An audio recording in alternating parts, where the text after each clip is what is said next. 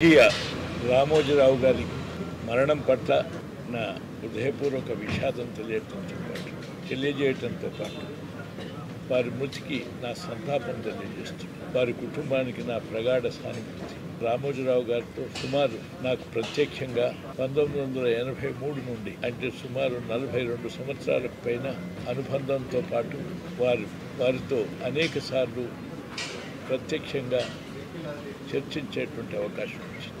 వారు దేశంలో ప్రముఖ పాత్రికేయుడే కాకుండా పెద్ద వ్యాపారవేత్తనే కాకుండా అంతర్జాతీయంగా కీర్తి గడించే విధంగా ఆయన తెలుగు ప్రజల యొక్క అభిమానం పొందటంతో పాటు వారు చేసినటువంటి వివిధ కార్యక్రమాలు గర్వకారణం. అంతకంటే ప్రత్యేకంగా తుఫానులు వచ్చినప్పుడు కానీ, సునామీలు వచ్చినప్పుడు కానీ, లేక ఇతర విపత్తులు వచ్చినప్పుడు సందర్భాల్లో ఆయన సంస్థ ద్వారా పేదలకు ఇండ్ల నిర్మాణంతో పాటు వివిధ రేఖలు సేవలు అందించినటువంటి మహనీయుడు. ఆయన శ్రద్ధాంజలి ఘటిస్తూ నివాళులర్పిస్తూ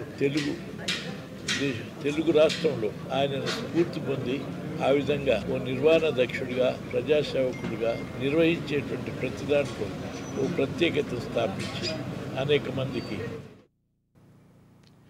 రామోజీరావు మరణంతో స్వగ్రామం పెదపారుపూడిలో విషాద ఛాయలు నెలకొన్నాయి. ఆయన మరణ వార్తతో గ్రామస్తులు శోకసంద్రంలో మునిగిపోయారు.